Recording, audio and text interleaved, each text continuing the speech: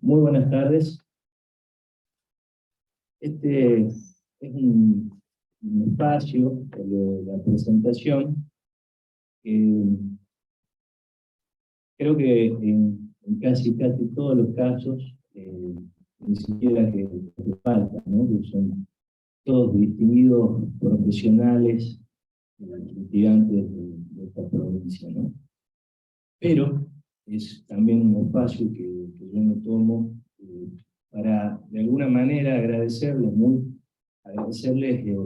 profundamente y de forma pública a todos aquellos colegas que de buenas a primeras y sin dudarlo ni un minuto me dijeron sí, estamos presentes en este curso de análisis de la reforma del procesal civil y comercial, ¿no?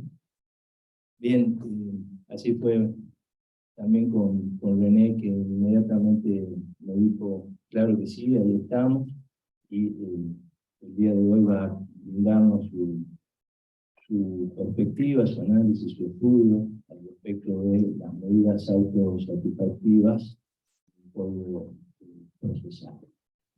René Padilla Hijo es abogado y docente universitario, egresó de la Facultad de Derecho y Ciencias Sociales de la Universidad Nacional de Tucumán en el año 1994.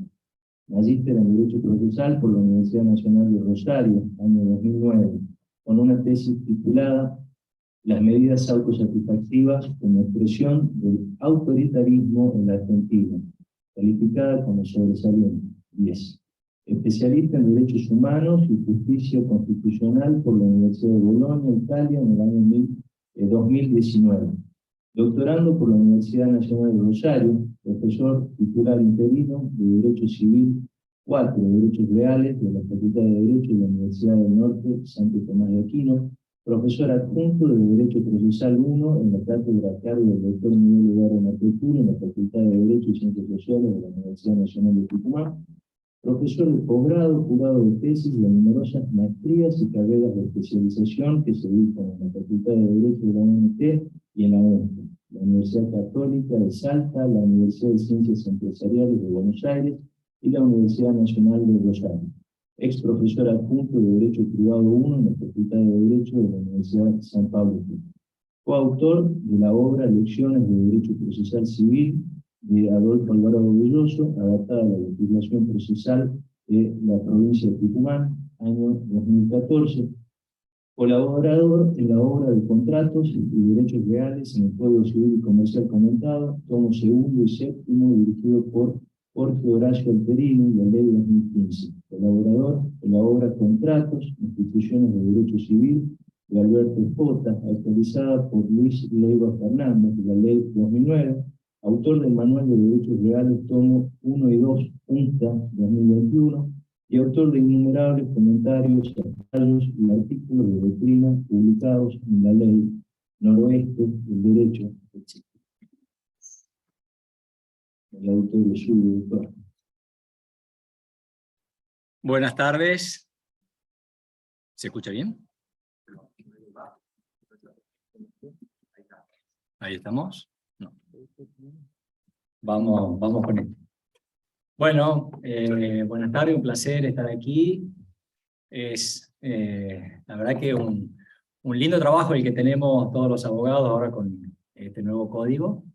Así que nos va a llevar un par de años ponernos en línea como estamos con el código actual, ¿no? Bueno, las primeras palabras no puede ser sino de agradecimiento a este colegio de abogados en nuestra casa, por el espacio, por siempre estar preocupado por la capacitación y el perfeccionamiento de todos nosotros. Les cuento que en mi infidencia, obviamente nosotros estamos estudiando todo esto desde cero. Este particular tema yo ya lo vengo estudiando, pero todo el código estamos todos en la misma. Bueno, el agradecimiento también a Manuel por su presentación, un amigo, a las personas que me precedieron en el uso de la palabra en este espacio, Miguel, Augusto, bueno, Pablo, que debe estar vía Zoom, al amigo Gustavo Calviño, y a quien viene después, porque ya estamos próximos a cerrar este ciclo. Seguramente será también para abrir otro el próximo, pero el jueves que viene lo tenemos a Carlos Canevaro, así que con eso ya damos por finalizado este primer pantallazo, ¿no? Porque no deja de ser un pantallazo con temas muy puntuales sobre la reforma del código. Bueno, creo que la elección del tema es porque visualizamos un conflicto que está en potencia, pero que lo podemos vivir todo en carne propia, con estas llamadas medidas autosatisfactivas. Un resurgimiento de las medidas autosatisfactivas porque venían bastantes olvidadas, golpeadas por la propia Corte. Y realmente que se incluya dentro de una reforma en estas circunstancias, me parece que es algo negativo para todos los operadores del derecho. Yo, particularmente que estudié esto hace muchos años, he visto varios antecedentes que no son recomendables como ejercicio de una magistratura comprometida con la Constitución. Bueno, largamos con esta, como es usual en el ciclo, frases célebres. Vamos con Pascal. No se ve arriba, pero, ¿o sí? Sí. Pascal. Bien, Pascal, entre tantas otras frases que tenía este filósofo y matemático, está esta, ¿no? De prever es prevalecer, prever tomado como seguridad jurídica. ¿Y qué entendemos por prever? Bueno, prever es anticiparse, conocer, poder conjeturar, saber frente a qué nos vamos a encontrar en un eventual conflicto. Es preparar medios, armar, como se dijo en este espacio, la teoría del caso. Y no solamente en este espacio de operador del derecho, ¿no? Sino creo que en todos los órdenes de la vida, prever, y esto está directamente vinculado con la seguridad jurídica, lo podemos ver en todos lados, ¿no? Lo podemos ver en una maniobra que efectúa un conductor, como padre, con la vida de los hijos, con un estudiante que planifica sus estudios, y nosotros mismos cuando tomamos un caso y no se puede heterocomponer y hay que resolverlo, hay que plantearlo judicialmente con nuestra teoría del caso, y bueno, eso también forma parte de la prevención, de la seguridad y de la previsibilidad, que es lo que de alguna manera vamos a plantear como introducción en esta clase. ¿Cuál es el problema que identificamos, en primer lugar, en este tema? A principios de los años 2000, se generó una corriente que duró varios años con el dictado masivo de medidas autosatisfactivas. Ya vamos a ver más adelante cómo se fueron delineando conceptualmente, pero cuando digo medidas autosatisfactivas, si bien el nombre no es lo más agradable que hay, me parece que ya todos tenemos una idea, ¿no? de qué se trata. Bueno, este factor determinante de poder que surgió a principios de los años 2000 generó obviamente mucha inseguridad jurídica, si bien en algún momento pudo cumplir con el cometido que se habían dictado, que era principalmente la declaración de inconstitucionalidad de toda la normativa del Estado Nacional respecto al corralito y demás. Me parece que lo que se generó es una grieta en nuestro sistema jurídico. ¿Por qué? Porque este fenómeno actuó sobre la previsibilidad y y generó una suerte de ingobernabilidad donde en todo el país se dictaban medidas, e incluso se condenaba a instituciones que ni siquiera habían sido citadas en el proceso, no se habían corrido cargo de demanda, no se les permitía una apelación, ni siquiera al principio con un efecto no suspensivo.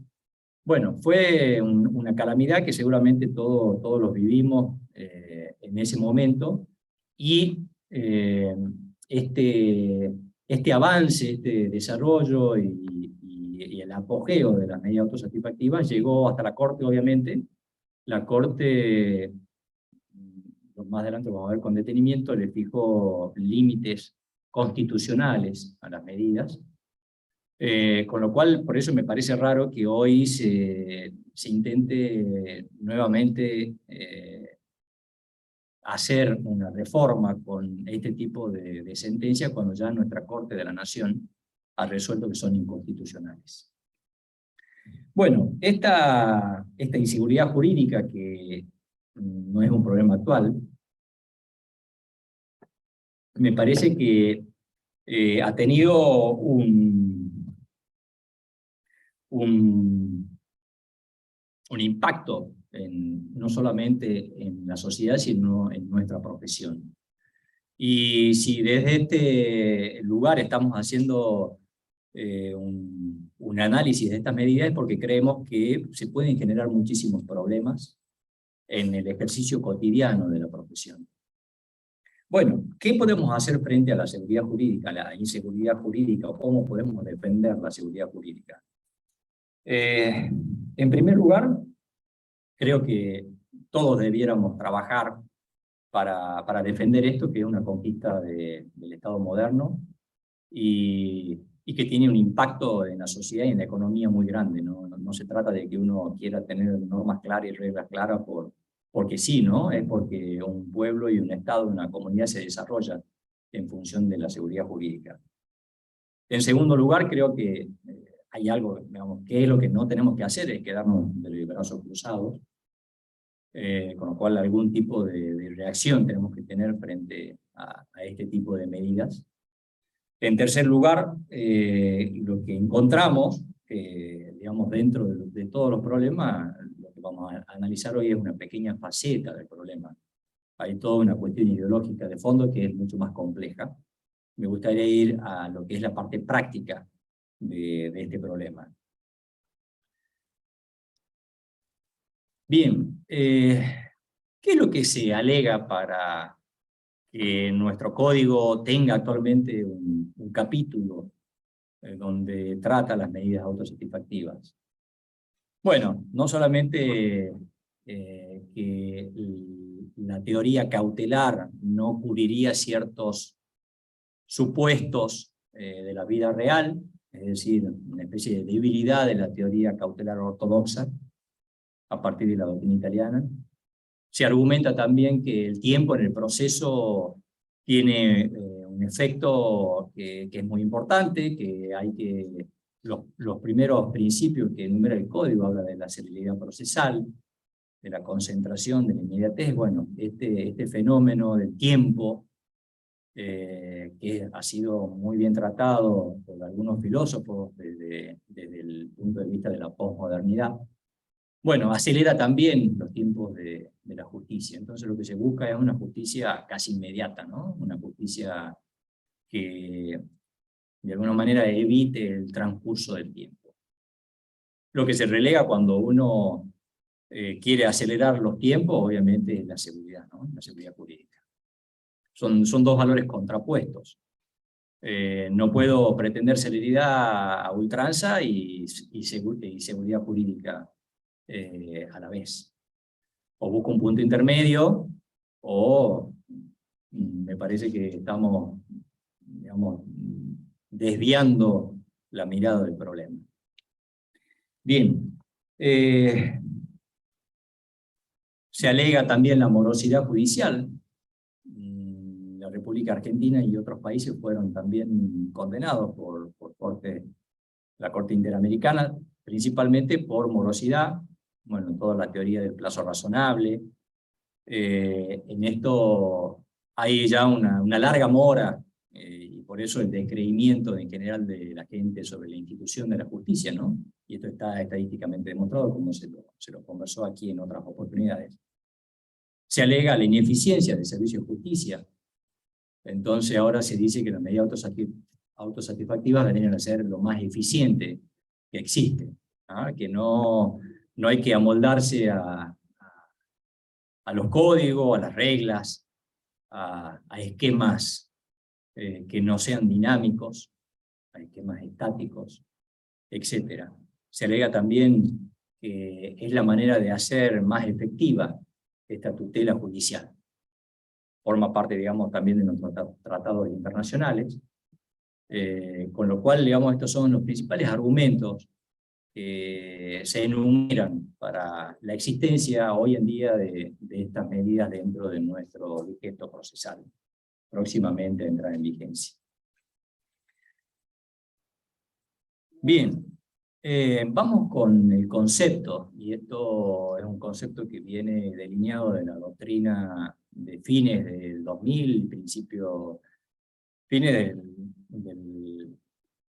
creo que en 1995, primer libro, después hay una actualización de Jorge Peinado en 97, pero al principio primero aludieron a que tenía que ser sin audiencia y después corrigieron a principios del 97 y ordenaron una audiencia. ¿Qué es lo que dice el concepto? Dice que es un requerimiento urgente formulado al órgano jurisdiccional por los justiciables que se agota con su despacho favorable, no siendo entonces necesaria la iniciación de una ulterior acción principal para evitar su caducidad o decaimiento. No se asimila a una medida cautelar y habla de que son autónomas y en origen sin audiencia. Nuestro código, ya lo vamos a ver más adelante, prevé las dos cosas, con audiencia y sin audiencia en caso de urgencia.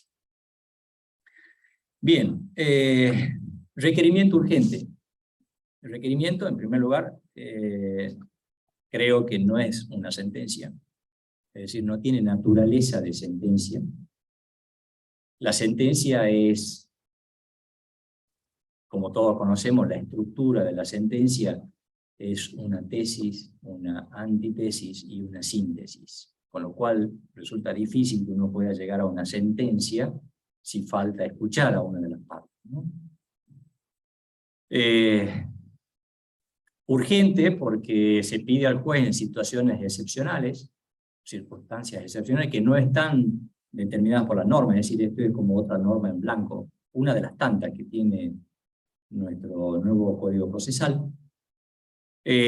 Al decir que se agota con su despacho favorable, significa que, y como lo dice el Código, incluso hace cosas juzgadas. Es decir, no hace falta, y en esto lo diferencia de una medida cautelar, no hace falta una acción que sustente a este requerimiento. Nosotros tenemos siempre que lo cautelar es accesorio de un proceso principal, o antes o después, pero es accesorio. En este caso no hay proceso principal, eso en principio se agota con el dictado de la sentencia. Bien, ¿cómo lo tenemos regulado nosotros en el Código? En este artículo 471 habla de cuáles son los requisitos del dictado de una medida autosatisfactiva. En primer lugar, la necesidad de satisfacer una obligación incondicionada impuesta por ley. Lo de incondicionada impuesta por ley, la verdad que me parece también otro concepto indeterminado. Puede ser todo, concretamente, ¿no? Podría entrar absolutamente todo. Porque impuesto por ley, si la ley prohíbe algo, significa que si yo incumplo con esa norma, tengo una prohibición de la ley. Es decir, podría entrar cualquier supuesto contractual, podría entrar cualquier supuesto de derechos reales, supongamos, de acciones posesorias, o sea, violación de la propiedad, incumplimiento de obligaciones, etc. O hacer cesar de inmediato conductas o vía de hechos producidas o inminentes. Esto hace alusión a una terminología que le sonará familiar porque es del amparo, ¿no? El artículo 2 de la ley de amparo. Contrarias a derechos según la legislación de fondo. Bueno, en segundo lugar, un interés razonable en la prevención de un daño o de una conducta contraria a derecho, ofreciendo toda la prueba sobre la probabilidad del daño, su continuación o agravamiento, o bien de la conducta ilícita que se describe. Aquí también entraría prácticamente todo tipo de demanda, de reclamo judicial. El inciso tercero habla de que el interés tiene que limitarse a obtener una solución de urgencia, que no tiene nada que ver con una serie de derechos conexos, etcétera, que pueda pedir que se declaren. En cuarto lugar, que la tutela autosatisfactiva no depende de un proceso principal. En esto, bueno, originariamente, en teoría, la elaboración de la doctrina de la autosatisfactiva era así. Es una suerte de requerimiento sin juicio, es decir, como una medida cautelar, pero sin proceso de fondo, sin proceso al cual acceder. Y se habla de que hay que cumplir con todos los requisitos de la demanda, que nuestro código nuevo lo trae en 2 artículos, hay que cumplir con todos los requisitos, es decir, como si fuera una demanda. Bien, ¿cuál sería el trámite de esto, el procedimiento? En primer lugar, y esto ya es un avance, una evolución de la doctrina originaria de las autosatisfactivas, habla de la necesidad de una audiencia. Dice, en el plazo menor de 5 días. Resulta difícil saber cómo se va a instrumentar esa audiencia cuando hoy en día ya nos están fijando audiencias para el año que viene. Bueno, esto genera otro problema también de eficacia del proceso en general, ¿no? Y de nuestro procedimiento con la estructura actual que tenemos en nuestra provincia, en nuestro Poder Judicial Provincial. Bien, también establece que se tiene que hacer un traslado de demanda, entre comillas, porque ya vimos que no era técnicamente una demanda, que se dicte una resolución. Esa resolución puede ser dictada, la verdad que no lo dice, pero puede ser dictada en el curso de la audiencia, o al final de la audiencia, o puede ser dictada con posterioridad. Y aquí entrará en juego cuál es el plazo para recurrir este tipo de resolución. Yo particularmente me resisto a llamarle sentencia, por la naturaleza misma, ¿no? Las cosas no son como las nombramos, sino realmente son lo que son por su esencia. Ya vamos a ver que este tipo de medida no puede generar una sentencia.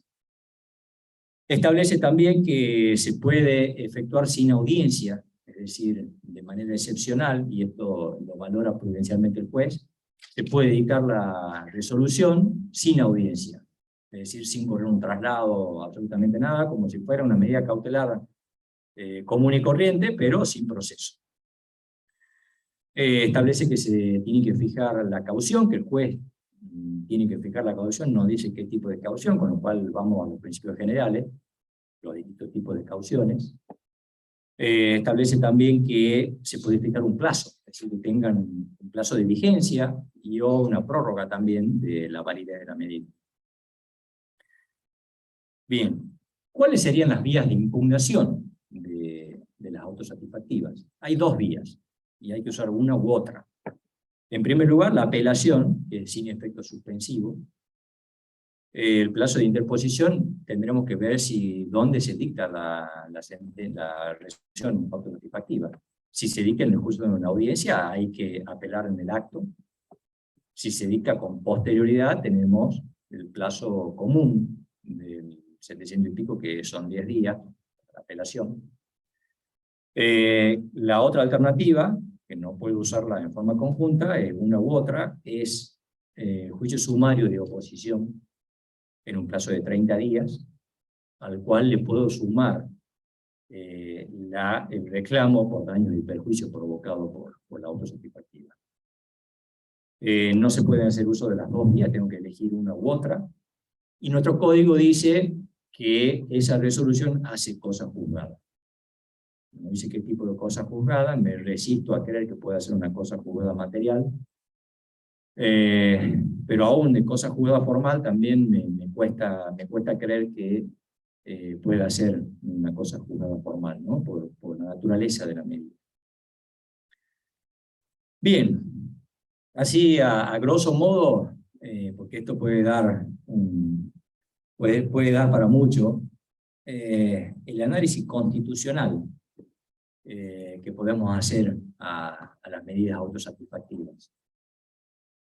Si uno hace un contraste no solamente con nuestra Constitución, ¿no? Con todo el plexo normativo, y en esto estoy hablando también de los tratados internacionales que tienen la misma jerarquía que nuestra Constitución, encontramos cuáles pueden ser los principales problemas. No digo los únicos, los principales. En primer lugar, el derecho de contradicción. El derecho de contradicción, o el debido proceso, el diálogo, que es la base del debido proceso, ¿sí? Aquí creo que lo que deberíamos hacer es un pequeño paréntesis y analizar brevemente si aquello que se busca es la verdad, como se menciona tan repetidamente, difícilmente creo que se pueda llegar a la verdad escuchando solamente a una de las partes. En esto la filosofía nos lleva años luz a nosotros, los operadores del derecho, y ya desde hace muchísimos años, hace como 2500 desde la Grecia, desde Sócrates y Aristóteles, se sabe que la verdad se construye. ¿Cómo se construye? Es una verdad dialéctica. Se construye con diálogo, se construye con preguntas, con respuestas, con diálogo sincero. Y el proceso en general es eso, es un diálogo frente a un tercero que tiene que estar equidistante de las partes, ¿no? No está ni de un lado ni del otro, y tiene que ser neutral, significa que no es ni lo uno ni lo otro, no es ni actor ni demandado. Y difícilmente pueda buscar o resolver una verdad escuchando o quedándose solamente con la idea que una de las partes pueda construir sobre un cierto conflicto. Esta fue la principal objeción que tuvieron las medidas autosatisfactivas cuando se crearon allá en 1995 en el Congreso Nacional del Derecho Procesal, donde se dieron a conocer y tuvieron algún reparo originario en que no podían ser constitucionales si no tenían derecho de audiencia. Yo a esto le agrego, no solamente la audiencia, no es la audiencia de los 5 días o de menos de 5 días, ni siquiera la audiencia de 10 días. Esto habla también de principios básicos, de conquistas de la humanidad, de la civilización, que lo tienen clarísimo, por ejemplo, en el proceso penal. Nosotros seguimos discutiendo, y se dio una paradoja, ¿no? Que el proceso penal se civilizó en todas estas últimas décadas, con el sistema adversarial y con los roles perfectamente marcados. Y en cambio el proceso civil involucionó con la intervención de la autoridad, estoy hablando juez o árbitro. Hay muchas situaciones hoy contractuales internacionales que no resuelven juez, resuelven los árbitros. Pero cuando hablamos de juez, puede ser juez, árbitro, tribunal, etc. La autoridad tiene que respetar no solamente el derecho a ser oído, sino significa paridad de armas. Si la parte actora tuvo derecho de ofrecer prueba, el derecho de ofrecer prueba en un tiempo razonable. Si la parte actora tuvo posibilidad de producir cierta prueba, la producción de prueba. Paridad de armas significa también la posibilidad de un recurso sin cortapisas, ¿no? Esto además también es parte de nuestros pactos internacionales, ¿sí? Si estamos hablando de que las medidas autosatisfactivas son autónomas y no tienen un proceso de fondo, bueno, hay que garantizar mínimamente las dos instancias, ¿sí? Quiero hacer una aclaración, porque muchas veces se desvía la discusión hacia cuestiones que son muy específicas, que ya están reguladas por la ley. Por ejemplo, cuestiones de violencia familiar, cuestiones de derecho de seguro, cuestiones de derecho de consumo, cuestiones específicas que están en leyes especiales, no forman parte de esta regulación. Esto está pergeñado para otra situación, para otros casos. Nosotros tenemos ya un sistema de protección a través de lo que es violencia familiar, violencia contra la mujer. Tenemos un sistema de protección dentro de todas las leyes, a partir de la 24240 y sucesivas, con derecho al consumo. Tenemos todo un sistema dentro del derecho de seguro también para resolver cuestiones urgentes.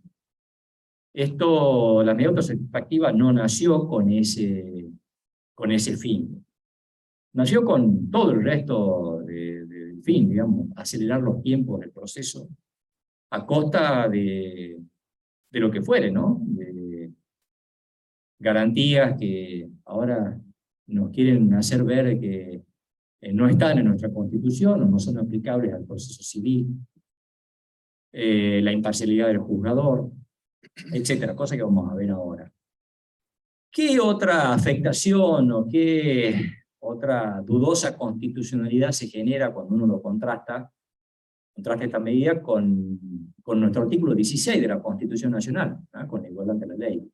Bueno, me parece que también hay una posible afectación al derecho de todos a ser tratados en similares circunstancias, en similares condiciones, en las mismas circunstancias, con lo cual no puedo conceder a uno y negarle al otro, ¿sí? En tercer lugar, y cuanto más importante a partir de la doctrina de nuestra Corte de la Nación y de los tribunales en donde nuestra Corte de la Nación abreva, principalmente la Corte estadounidense, el derecho de propiedad. ¿Por qué? Porque acá no estamos hablando de sentencia fundada en juicio previo. Acá estamos hablando de que se entrega el bien de la vida, o que se hace lugar al cumplimiento de la obligación de dar, hacer, no hacer, prácticamente sin posibilidad de ser oído. Y no me digan que ser oído es esta audiencia, porque ser oído es algo amplio, no solamente la posibilidad de presentar un escrito, el mismo de la audiencia, o la posibilidad de defendernos en la audiencia. Ser oído también es la posibilidad de producir pruebas, hasta de recurrirlo. Con lo cual también hay una seria conculcación del derecho de propiedad, porque no tenemos proceso previo. Otra situación también muy delicada es la imparcialidad. ¿Por qué la imparcialidad? Y bueno, porque el juez prácticamente se abandona o renuncia a lo que una de las partes le está diciendo. Y esto significa que, aunque pueda llegar a escuchar en esta posibilidad de una mini audiencia, lo de la mini audiencia viene a ser algo así como, bueno, les demos la razón y tratemos de permitirnos la audiencia. La imparcialidad queda seriamente comprometida con un juez que deja su lugar de ser equidistante de las partes y hace lo que una de las partes le dice, o se coloca en el lugar de una de las partes, buscando o persiguiendo hacer la justicia del caso concreto. Esto es sumamente conflictivo. Larens, un autor que analizó mucho la parcialidad o la imparcialidad del juzgador, habla de que el juez no puede ocupar el lugar de alguna de las partes, no puede hacer lo que las partes hacen, no puede salir a probar, por ejemplo, algo que hablamos acá, por más verdad jurídica objetiva que persiga. Bueno, esto así a grandes rasgos cuáles podrían ser las las cuestiones constitucionales que generan estas medidas. Aquí quiero hacer un pequeño paréntesis también respecto a lo que puede delinearse, o cuáles son las notas de un juez constitucional, ¿no? Porque cuando hablamos de un juez imparcial, también se le dice imparcial, que no sea parte e independiente, es decir, que no tenga obediencia debida con ninguna de las partes. ¿Cuáles serían estas notas de un juez constitucional? En primer lugar, que no tenga interés en la suerte del proceso.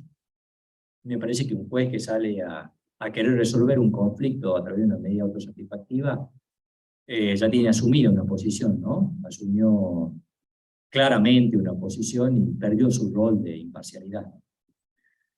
No debe ser ni actuar como parte, por eso se prohíbe la actividad oficiosa. No puede suplantar a las partes por más debilidad que tengan, por más problemas que tengan en el ejercicio de su derecho de defensa, tienen un representante, que muchas veces también hay un representante del Estado por atrás, en caso, supongamos, de los menores, los incapaces. Con lo cual, el juez no puede salir a cubrir una eventual falta de defensa o de eficaz defensa desde su punto de vista de alguna parte, no solamente del actor, sino tampoco del demandado. Esta ubicación equidistante de las partes y la imparcialidad ha sido reconocida desde hace mucho tiempo como una garantía constitucional. Pese a que se nos quiere explicar que de acuerdo a moderna doctrina la imparcialidad no formaría parte del haz de garantías y de principios constitucionales y supraconstitucionales. La protección constitucional y supraconstitucional viene no solamente del 18, sino también del 16, de la ley, la Convención Americana de Derechos Humanos. Toda persona tiene derecho a ser oída con las debidas garantías dentro de un plazo razonable. ¿Les parece un plazo razonable una audiencia en un plazo menor a 5 días? No existen plazos menores a 5 días en el código, salvo para esto. Dentro de un plazo razonable por un juez o tribunal competente, independiente e imparcial. Bien. Yo tengo serias dudas sobre la imparcialidad de un juzgador que dicta una medida autosatisfactiva. ¿Qué dijo nuestra Corte de la Nación sobre la imparcialidad? Dice que es la ausencia de prejuicios o intereses del juzgador frente al caso que debe decidir. Esta es la doctrina de Llerena, si llega a leer ahí arriba. Una garantía del justiciable cuando existe una sospecha de parcialidad por hechos objetivos del procedimiento. Aquí no estamos hablando de que el juez va a decir, no, yo soy imparcial.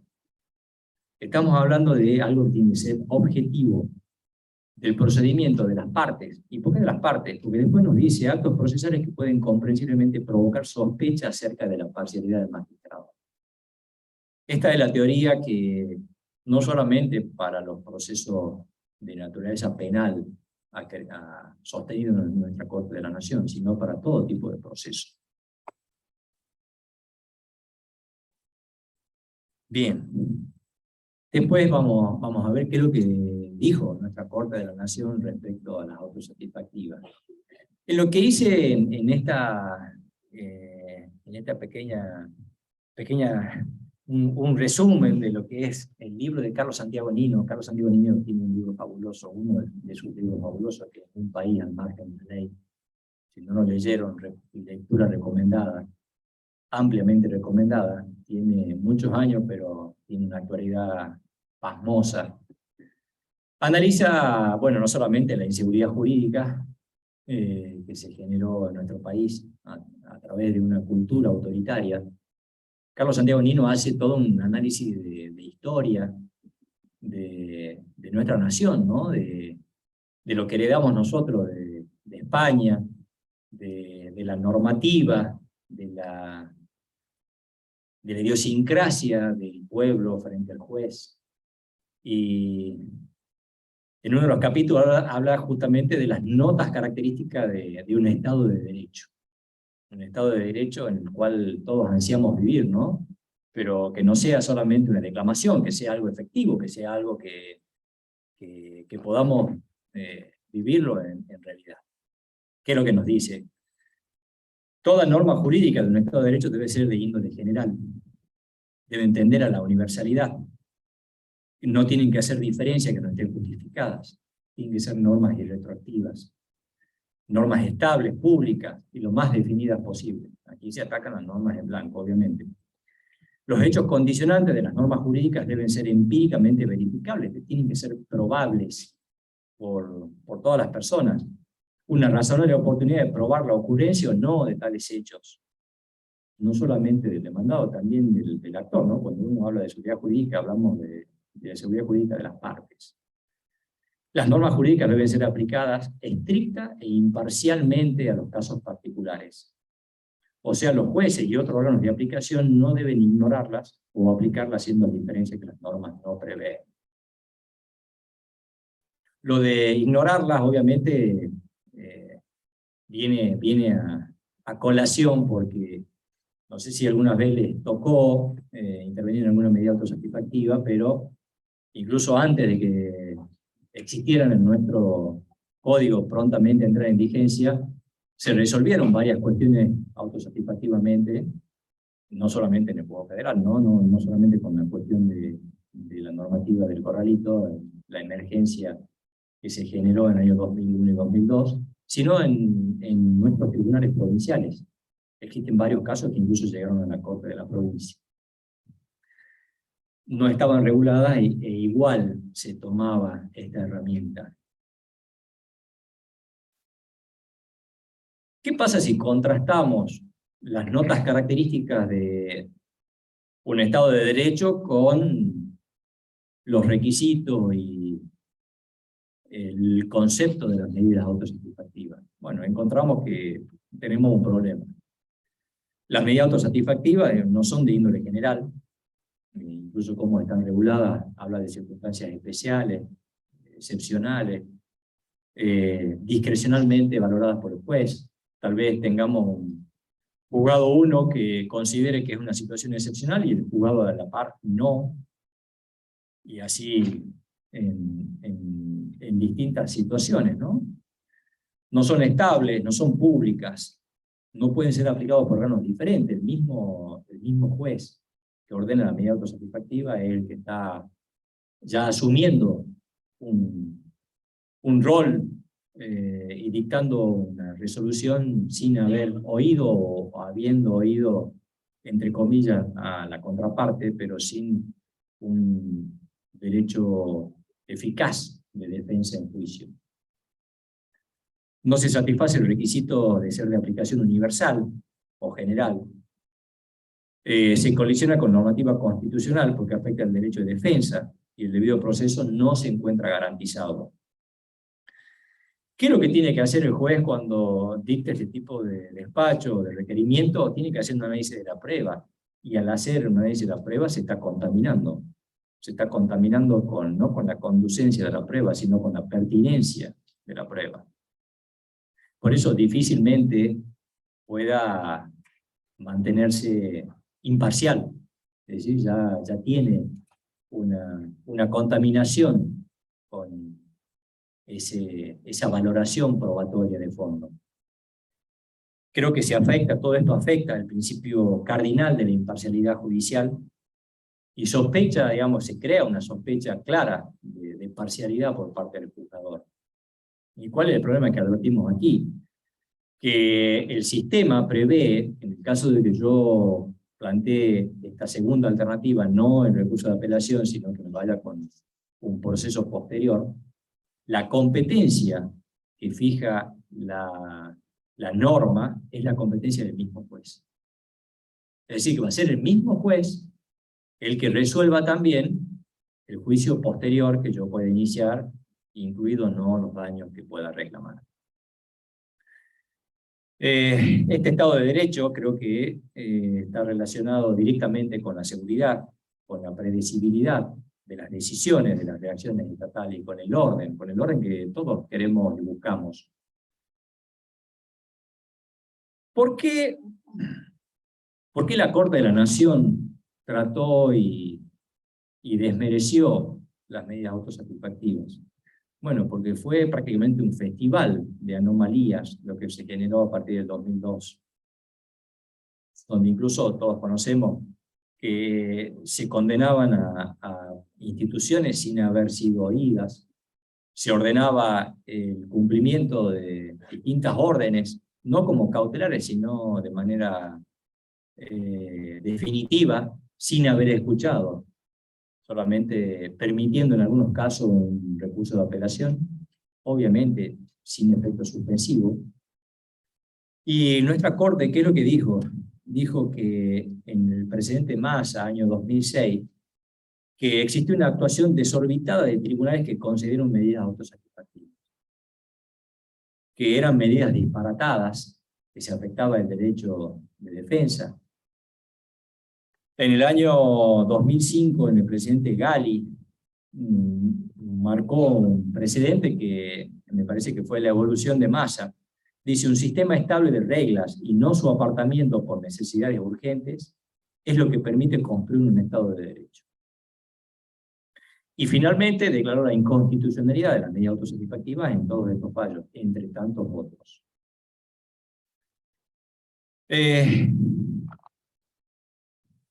Tal vez ustedes, mientras yo voy hablando, se pueden ir preguntando o haciendo alguna idea de por qué estas medidas y por qué no una cautelar innovativa. Bueno, muchos de los autores que en su principio de alguna manera consintieron las autosatisfactivas, después se dieron cuenta que eran un grave error y comenzaron a sostener, o sea, no solamente comenzaron a ir en contra de las autosatisfactivas, sino también que empezaron a sostener que todos los supuestos de excepción, los supuestos de urgencia, los casos que realmente ameriten el dictado de una medida de esta naturaleza, podían ser perfectamente tramitados a través de una cautelar innovativa. Que la cautelar innovativa también preveía un sistema de apelación sin suspensión, con lo cual tenía que cumplirse, pero garantizaba todo el proceso posterior, que es el sostén de esa cautela. Bueno, distintos autores, entre ellos Roland Agrassi, por ejemplo, pontifican que prácticamente todos los supuestos podrían tramitarse y resolverse a través de una cautela innovativa. Sería el mal menor, para mí, la cautela innovativa. Saben que también han tenido algunos reparos, porque muchas veces puede coincidir con el objeto que se está reclamando en lo principal, parcial o totalmente. Saben que tienen algunas limitaciones en cuanto a lo que la doctrina ha ido delineando en la cautela innovativa, pero perfectamente podrían resolverse las cuestiones que ameritan urgencia, ¿no? Una cuestión de salud, una cuestión... No Camacho Acosta, que es el caso que normalmente se dice como... Normalmente se cita el caso Camacho Acosta como ejemplo de autosatisfactiva. Y en realidad fue una cautelar innovativa. No fue una sentencia autosatisfactiva. El juicio existía, y de hecho existió, y continuó, y tuvo 3 instancias. Con lo cual me resulta extraño que los defensores de la autosatisfactiva citen ese caso, Camacho Acosta, de la Corte de la Nación, como el nacimiento de la autosatisfactiva. Bueno, uno muchas veces termina viendo más allá de lo que dicen los fallos, ¿no? Pero la lectura a mí no me deja ninguna duda de que es una cautelar innovativa. Es verdad, se superponía con lo que se reclamaba en el objeto de la demanda. no sé si totalmente, pero sí parcialmente, porque en definitiva terminaron haciendo cumplir la entrega de una prótesis especial para la persona mientras tramitaba el proceso. Bien, ¿qué es lo que encontramos como digno de análisis dentro de estas medidas autosatisfactivas? En primer lugar, que es un ámbito de aplicación muy amplio, muy laxo. ¿Por qué? Porque habla de cumplimiento de una obligación incondicional impuesta por ley. Bueno, prácticamente podría entrar todo ahí. Hacer cesar conductas vía de hechos producidos o inminentes. Bueno, todo eso lo podría tramitar perfectamente por un amparo. Incluso en nuestra provincia, nosotros tenemos un código procesal constitucional que hemos visto que funciona eficazmente respecto a este tipo de conductas, ¿no? Encontramos que se pierde la imparcialidad cuando hay un prejuzgamiento sobre la prueba. Me parece que al hacer un análisis de pertinencia de la prueba, lamentablemente el juez, quiera o no, está perdiendo su imparcialidad. Creo que es un retroceso de la evolución histórica de la materia. Cuando hablo de la materia, hablo de la materia cautelar, ¿no? Una evolución, por ejemplo, de lo cautelar es la innovativa. Esto es otra cosa, esto es una evolución donde prácticamente lo que se persigue es que nos quedemos sin proceso, es decir, que nos quedemos sin diálogo, sin debate. Si todos nosotros conocemos que el proceso ha sido inventado desde hace miles de años como una forma de evitar el ejercicio de la violencia o de hacer justicia por mano propia, a través de la discusión por medio de la palabra frente a un tercero que garantiza ser neutral, me parece que esto es una involución de lo que es el proceso. Es el no proceso, concretamente. Es la ausencia de proceso. Es la ausencia del derecho de contradicción. Las consecuencias de la aplicación, volvemos a caer en lo mismo, en cómo está redactada la norma, caemos en casuismo, caemos en una discrecionalidad muy evidente. Todos sabemos que la discrecionalidad es fuente de arbitrariedad, con lo cual tenemos serios riesgos de esta discrecionalidad que se derive en arbitrariedad. Riesgo de inseguridad jurídica, obviamente, porque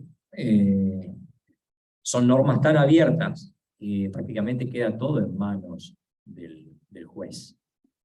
El juez del juzgado 1 puede decir sí a un conflicto, el juez del juzgado 2 puede decir no al mismo conflicto. Es una situación que me parece que trae inestabilidad, que no contribuye al sistema ni a la tutela judicial efectiva. Si esto es la tutela judicial efectiva, prefiero que lo dejemos. Esto está muy lejos de ser una tutela judicial efectiva. No es ni tutela ni efectiva. Bien, bueno, ya dijimos que qué es lo que se puede afectar con el dictado de estas medidas. Bueno, estas son unas pequeñas conclusiones y antes de entrar en estas conclusiones, quiero hacer una reflexión sobre el valor de la eficiencia que se le quiere dar al sistema actualmente. Me parece que es una hipertrofia de un valor si por eficiencia yo estoy olvidándome de la seguridad jurídica. Parece que esta hipertrofia lo que busca es que enviemos el proceso al cadalso, que nos olvidemos del proceso. Y esto me parece que puede generar una inestabilidad en el sistema, una suerte de ingobernabilidad en las decisiones, que seguramente nuestros tribunales superiores irán fijando límites, pero mientras tanto hay justiciables y hay operadores como todos nosotros que vamos a sufrir las consecuencias de esta hipertrofia de la eficiencia. Yo coincido con la eficiencia, coincido que hay que buscar que los procesos tengan un plazo razonable, hay que buscar la celeridad, coincido para que no se diga después lo contrario, no, aclaro, voy aclarando, coincido con la oralidad, coincido con las dos audiencias, no coincido con muchas actuaciones que me parece que el juez pierde su rol de autoridad. No coincido con la posibilidad, por ejemplo, que el juez repregunte. No coincido con la posibilidad de que el juez tenga su propia teoría del caso. No coincido con la posibilidad de que el juez pueda decretar medidas de oficio o producción de prueba oficiosa. Pero todo el resto, la celeridad, la oralidad, la eficiencia en sí, la concentración de los distintos actos procesales, el saneamiento que se va generando, me parece que son ponderables dentro del nuevo código. No así este tipo de incorporaciones de medidas que son, desde mi punto de vista, abiertamente inconstitucionales. ¿Qué es lo que encontramos? Que hay una contradicción entre la normativa procesal y nuestra Constitución y nuestros tratados internacionales, nuestro plexo normativo supraconstitucional. Encontramos que el dictado de medidas autosatisfactivas afecta la garantía de imparcialidad, que todo lo que sea la incorporación de nuevos elementos basados en la subjetividad del juez puede afectar la seguridad jurídica. En esto reivindicamos la necesidad de la claridad de las normas. Si hay algo que resulta muy llamativo dentro de nuestro Código Procesal nuevo, es que hay infinidad de normas abiertas, infinidad de normas muy discrecionales, infinidad de normas que van a generar, obviamente, desigualdades. ¿Por qué? Porque de pronto van a entrar a aplicarse criterios subjetivos. Juzgado 1, juzgado 2, juzgado 3, 4, 5, etc. En eso creo que perdemos todos. Hay una afectación del proceso constitucional, ya sea con audiencia o sin audiencia, porque aún con audiencia, el derecho a ser oído no se cumple solamente con la audiencia, ¿no? Se cumple con paridad de armas de los contendientes, posibilidad de producción prueba, posibilidad de recurrir, posibilidad de tener un tiempo razonable para preparar el proceso, no 3 días, 4 días, 5 días, etc. Me parece que en general no son compatibles las medidas autosatisfactivas con el Estado de Derecho en el cual todos ansiamos y añoramos vivir. Bueno, y una pequeña reflexión de Carlos Santiago Nino, nos decía en esa obra magnífica de Un país al margen de la ley, que el incumplimiento de la ley o la excepción a las reglas preestablecidas, en realidad lo que genera es un debilitamiento de todos nosotros, ¿no? Frente al poder público. Y que eso nos hace posible, nos hace factible que tengamos que sufrir las consecuencias de la arbitrariedad.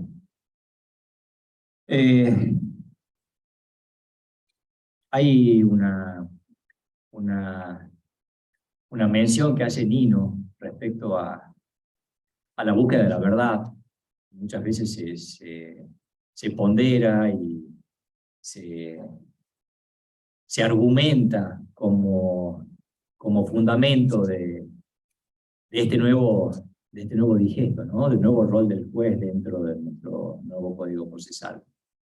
Y Nino nos decía, por ejemplo, que ese pensamiento finalista, altruista, de la búsqueda de la verdad, es sumamente grave cuando se genera lo que él llama elitismo epistémico, que es considerar que uno puede llegar a la solución de un caso en forma aislada, en forma individual, es decir, no con la construcción de una verdad. Y un gran filósofo rosarino, Ariel Álvarez Carriol, al cual también recomiendo, nos decía que es imposible incrustar la verdad en la mente de una persona de manera aislada. ¿Por qué? Porque la verdad es hija del pensamiento dialéctico, dialógico, del diálogo, de una construcción. Bueno, dejo abierto el tema, me gustaría que pueda ser un diálogo y no un monólogo. Hay muchísimas facetas y aristas que obviamente no daba el tiempo en el auditorio para tomar, pero que si lo quieren plantear con muchísimo gusto. Y muchísimas gracias por todo.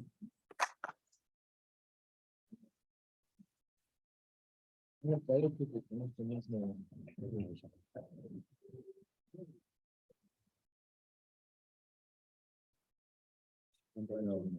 hola.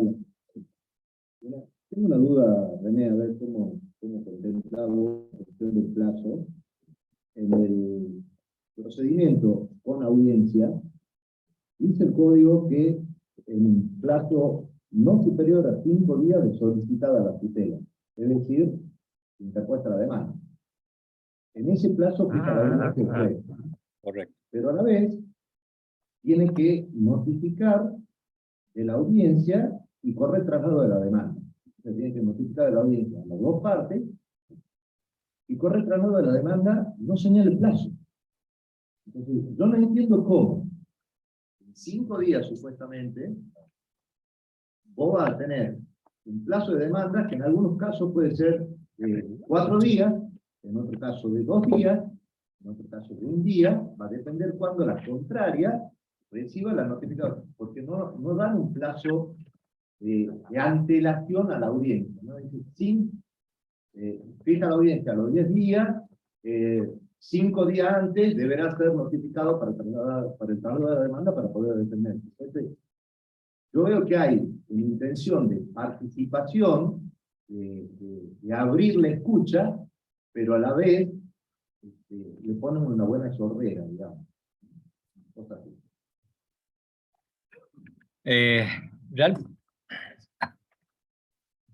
Realmente buena la pregunta en la parte práctica. A mí también se me generó la misma duda.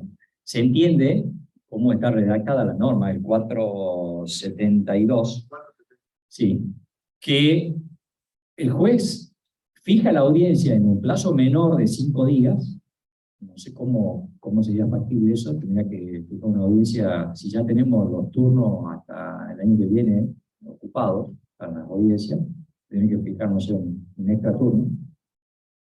En el mismo acto corre el traslado de la demanda, o sea, estamos hablando de una audiencia que capaz que nos llega de un día para el otro, o con 2 días, o con 48 horas de antelación para contestar demanda. Eso queda librado también al arbitrio del juzgador, ¿no? Porque dice que tiene que correr el traslado de demanda y si la tiene que fijar en 5 días, no queda otra alternativa que hay que contestar demanda en la audiencia. Contestar demanda, ofrecer prueba, eventualmente no sé cómo se haría la producción de la prueba.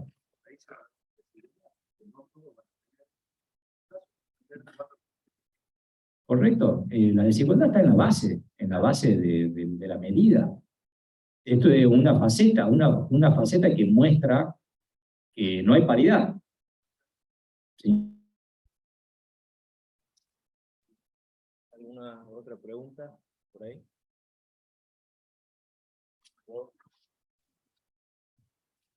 Buenas, doctor, ¿cómo andan? Dentro de todo, por ahí en algún momento me ha parecido escuchar que se deslizó un poquito la idea, pero que nos pasó de refilón, y a mí yo no quiero enganchar de eso. Es factible que haya o pueda existir algún tipo de responsabilidad civil del Estado por algún dictado de una medida autosatisfactiva. ¿Cómo lo ve? Por falta de servicio, por mal servicio, por lo que fuere, cómo se vaya a encarar administrativamente el planteo, ¿sí?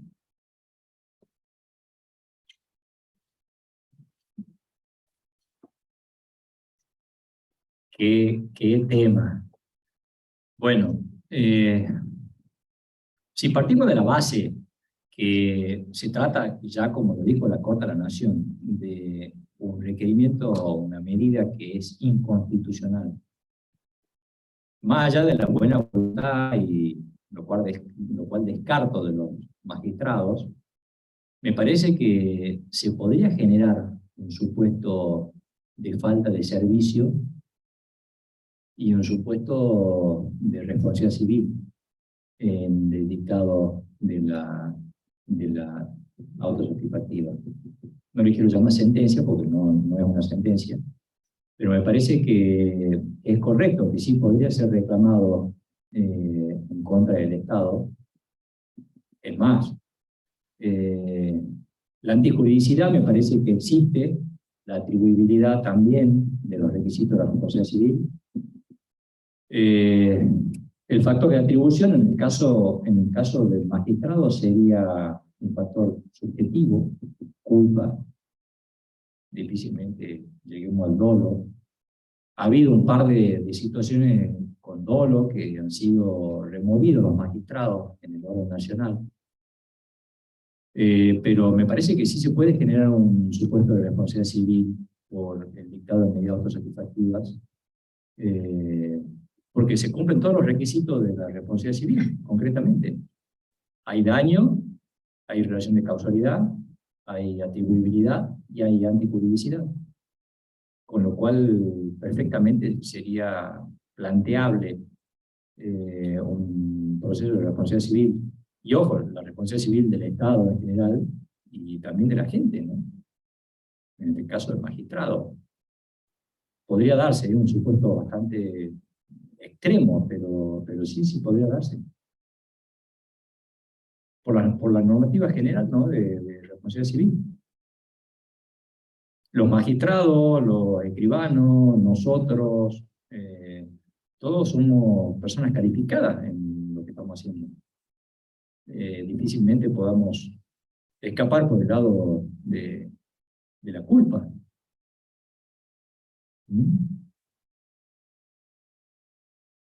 ¿Alguna? Gracias, Manuel. Ahí está.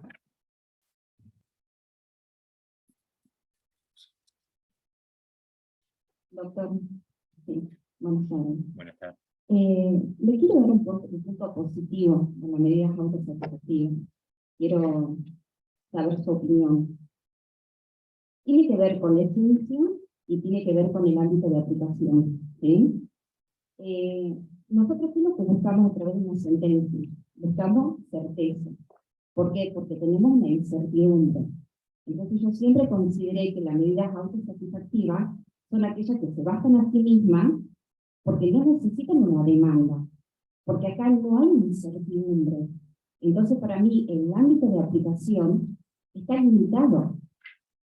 Quizás el concepto que en este momento está en el artículo 471, quizás el concepto está mal, pero por ejemplo, a mí particularmente me estoy bien en una, o sea, me quieren mover parcialmente y su señoría dictó bien.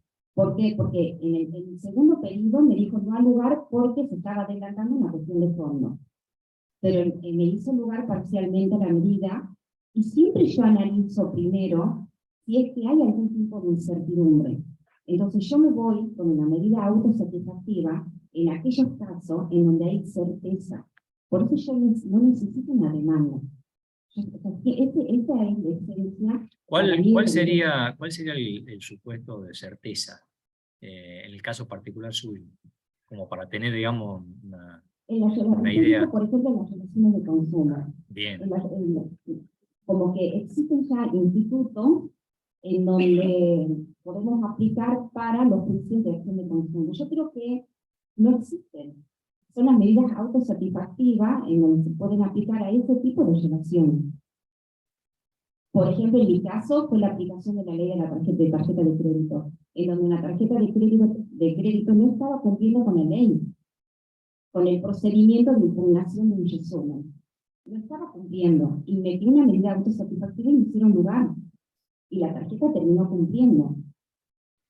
O sea, no hay incertidumbre. El fin justifica los medios. A ver, me parece que toda situación judicial puede dar lugar a... Yo, como parte actora, creo que tengo toda la certeza del mundo, ¿no? Incluso un accidente de tránsito, creo que tengo toda la razón del mundo. Nosotros tenemos acá en nuestro Código Procesal Constitucional regulado el amparo. Y en el amparo yo puedo pedir medidas cautelares. No sé por qué le dijeron que no por el fondo en la segunda vez, y teóricamente no hay fondo en la autosatisfactiva. Pero en el amparo yo puedo tramitar todo de manera muy expedita. Nosotros hemos estado corriendo. ¿Se acuerdan cuando todos los plazos eran hábiles, todos los días hábiles, y corríamos con 72 horas, con 24 horas, con 48 horas? Ahora, echar mano a este tipo de no proceso, porque en definitiva es no proceso, dejando de lado, por ejemplo, la tutela del amparo, que nosotros lo tenemos muy bien regulado en nuestra provincia, o dejando de lado una tutela anticipada, que también está regulada en nuestro código que ya entra en vigencia, o una cautelar innovativa, le acepto. Pero el dictado de una medida autosatisfactiva, aun cuando yo crea que tengo certeza, me provoca un quiebre del sistema.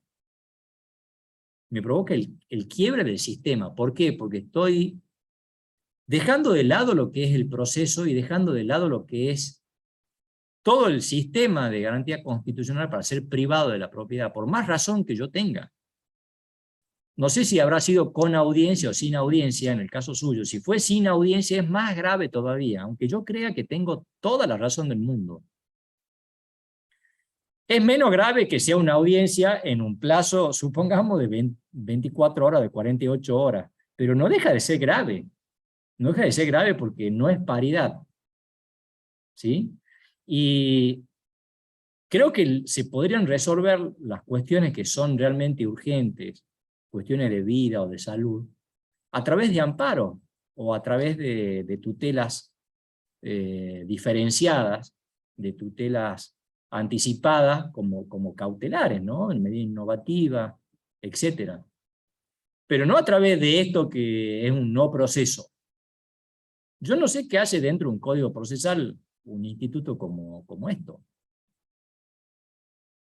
Hay también por ejemplo, me llama la atención, me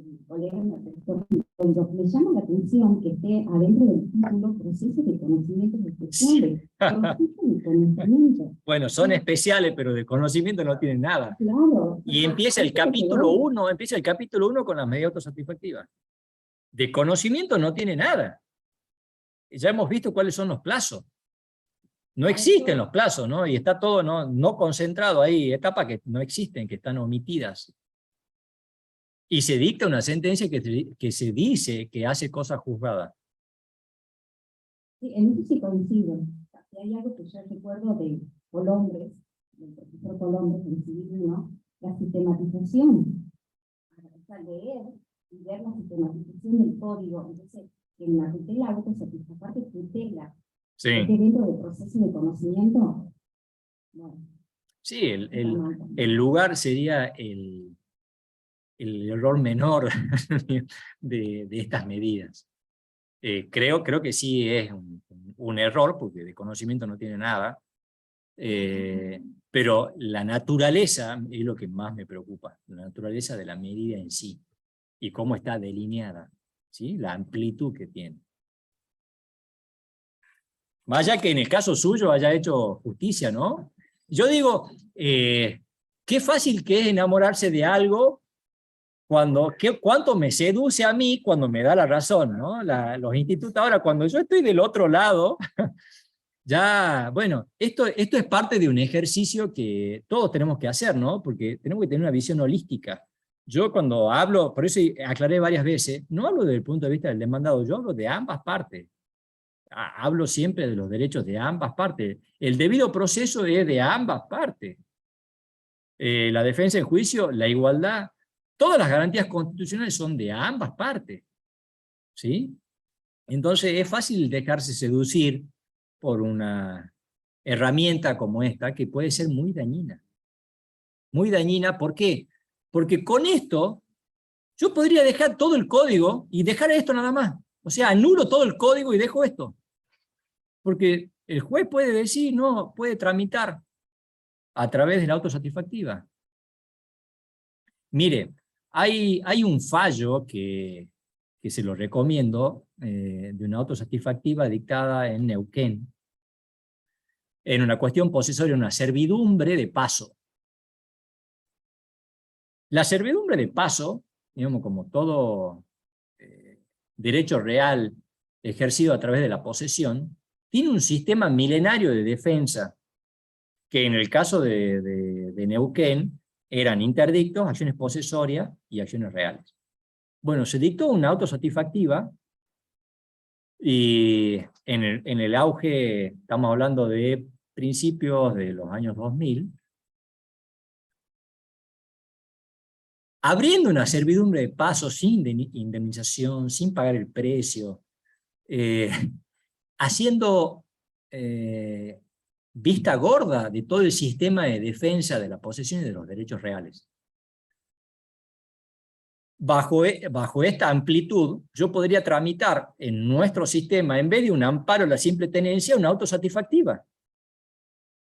En realidad yo podría tramitar, como está legislada, yo podría tramitar prácticamente cualquier cosa dentro de una autosatisfactiva. Podría tramitar un tema de derechos reales, podría tramitar un tema de derecho contractual, y no solamente los casos a los cuales hice alusión, de derecho de consumo, que son tutelas diferenciadas, derecho de consumo, violencia familiar, tiene una regulación específica. Esto está para todo lo otro. De hecho, podría dejar el código solamente estos 4 artículos. Del 471 al 474. Total, todo el resto de los procesos de conocimiento no existen. ¿Me entienden? Esa es la gravedad. Por eso tenemos que abrir los ojos con este tipo de herramientas. ¿Sí? Es una herramienta. Ahí veremos cómo se usa. Aquí entrará la prudencia del juez, el conocimiento del juez. Bueno, el juez tiene que, cuando jura, lo hace por la Constitución, ¿no? No solamente la Constitución del lado del actor, sino también la Constitución del lado del demandado. Jura defender las garantías de nuestra Carta Magna. En eso entra todo. Derecho de propiedad, igualdad ante la ley, debido proceso, imparcialidad. Bien, yo tengo 2 dudas.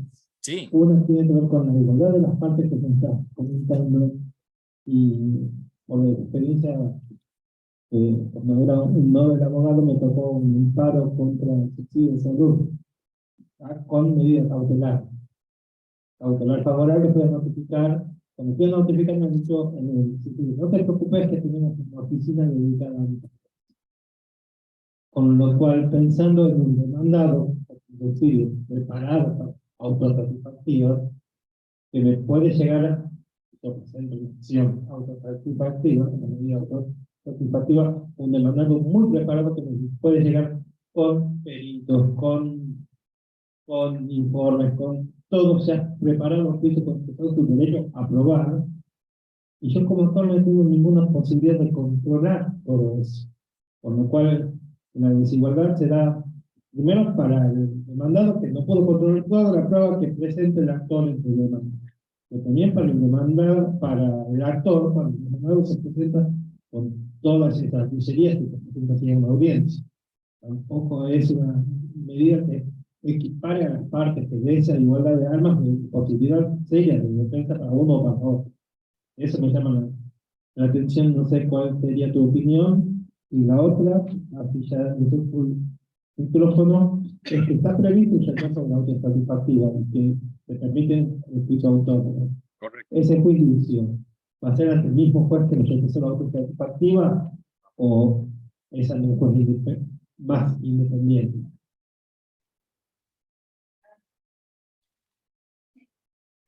Bueno, respecto a la igualdad, la igualdad es un principio cardinal, es un principio que está en la base de nuestra idiosincrasia.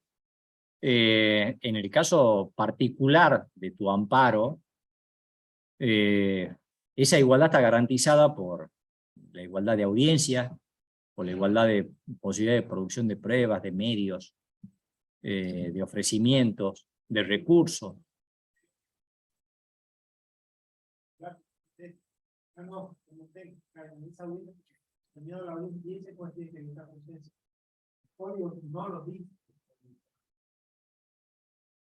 Dice al final de la audiencia, después de la audiencia, dice, pero en realidad permite que se dicte sin audiencia. Bien, pero no dice si es en la misma audiencia. Bueno, esa es una pregunta. ¿Cómo hacemos para controlar todas esas pruebas, toda esa artillería?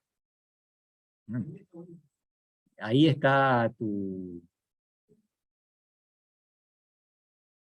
actividad profesional. Sí, sí. Y bueno, es que los tiempos se aceleran no solamente para el demandado, se aceleran para todo, para el juez también. Y claro, si el juez tiene que dictar primero fijar una audiencia, notificar, etcétera, con otra demanda en un plazo menor a 5 días. Punto 1.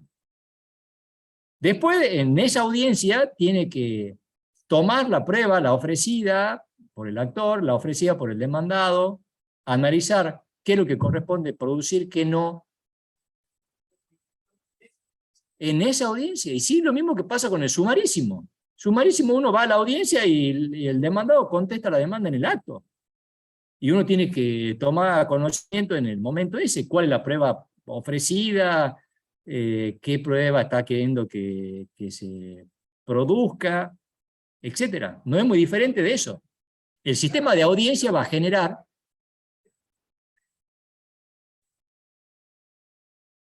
no, pero dice a continuación. ¿Cómo dice? Dice el 472, dice la resolución definitiva, como si hubiera algo, digamos, previo, que no sé qué es, deberá dictarse al concluir la audiencia. Al concluir la audiencia. No, pero vos me estás planteando cuál es tu reacción como actor con toda la prueba que te ofrezca el demandado, que es el mismo caso de sumarísimo, ahí te ofrecen toda la prueba. Vos, en sumarísimo, si te ofrecen una prueba en el acto, tenés que plantear la contraprueba. Bueno, en el caso de la audiencia, en el acto lo vas a tener que hacer también. Digamos, en esto, todo lo que veníamos hablando en las clases anteriores, pero es que no dice tampoco que no se puede abrir a pruebas. ¿Qué pasa si hay algo que está pendiente de...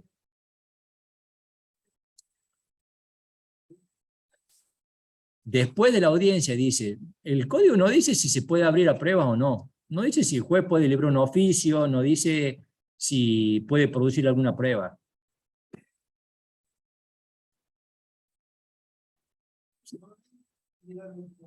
Difícilmente la dicta la sentencia a continuación de la audiencia. La dicta después. Después puede ser una semana, 10 días, puede ser cualquier plazo. Y respecto a tu segunda pregunta, sí. Pasan el micrófono cuando estén haciendo, porque ahí en el Zoom dicen que no escuchan. No se escuchan las preguntas. ¿Cuál era el problema que me planteabas en la segunda pregunta? Porque, digamos, ¿cómo está delineado? ¿Quién sería el juez? Bien. No dice. Posterior que no lo dice. No dice el código, no dice la competencia, quién la tendrá, si la Yo tiene. recuso a este juez por prejuzgamiento, entonces, con causa. Y es que la recusación yo creo que iría en ambos casos, digamos, siendo actor o siendo demandado, en caso de aceptación o denegación. Pero en caso de aceptación en autosatisfactiva, este código impone, pues, Sí, digamos que plantea la inconstitucionalidad de la norma en ese caso. En el otro caso, En el el código caso- no dice nada, con lo cual si la deniegan a la medida autosatisfactiva, tendrás que iniciar una demanda que entrará por mesa de entradas y no tendría que ir al mismo juez. Claro, no debería ir al mismo juez. Pero como para el juicio ordinario, en el caso de aceptación de la autosatisfactiva, dice que el competente es el juez, ahí se crea otra asimetría más. A mí, el sentido común me dice que ni en un caso ni en el otro podría ser el mismo juez.